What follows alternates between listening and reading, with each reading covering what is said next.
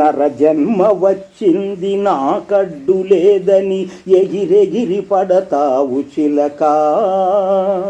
నరజన్మ వచ్చింది నాకడ్డు లేదని ఎగిరెగిరి పడతావు చిలక. ఎగిరెగిరి ఏ గాలి వానలో చిక్కేవు నీ దారి మరచేవు చిలక. నరజన్మ వచ్చేది ఎన్ని జన్మలకో ఒకసారి వస్తుంది.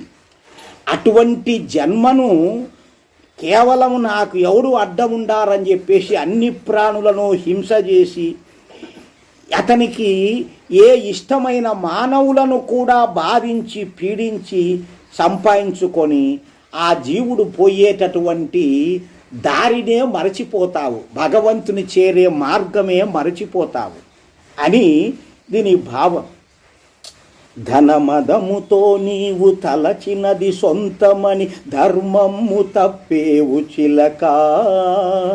మాయ కోర్కెలతోన కొని తెచ్చుకుంటావు మురికి జన్మములెన్నో చిలక.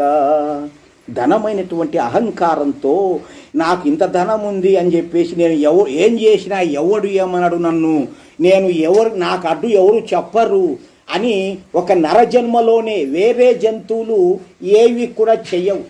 అవి దొరికిన తిండి కోసం చేస్తాయి, తెలియదు కాబట్టి వాడికి మంచి చెడు దారిన పోతా ఉంటే ఎవరు అడ్డు లేకుంటే అక్కడ గడ్డో గాదమో ఆకులో పడితే తింటాయి. కానీ మనిషి సందు చూస్తే దొంగతనం చేస్తాడు, డబ్బులు కానీ ధనం కానీ ఏదైనా వస్తువులు కానీ ఎవడు చూడలేదంటే చేస్తాడు.